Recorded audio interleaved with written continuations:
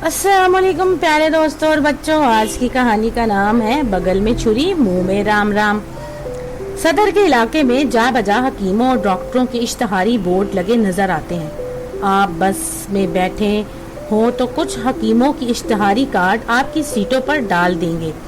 आप अगर अपनी गाड़ी में सफर कर रहे हैं और जहां कहीं सिग्नल पर गाड़ी रुकी वहीं आपकी गाड़ी में भी ये इश्तहारी कार्ड डाल दिए जाते हैं।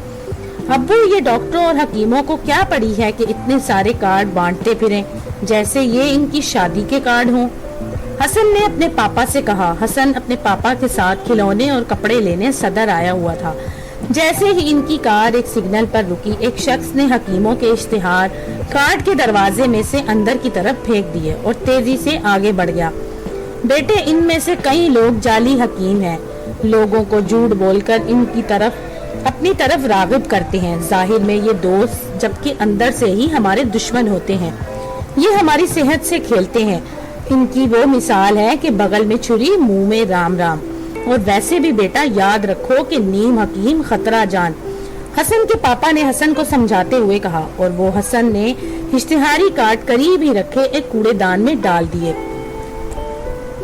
तो दोस्तों, अगर आपको ये कहानी पसंद आए तो मेरे चैनल को लाइक और सब्सक्राइब जरूर कीजिएगा।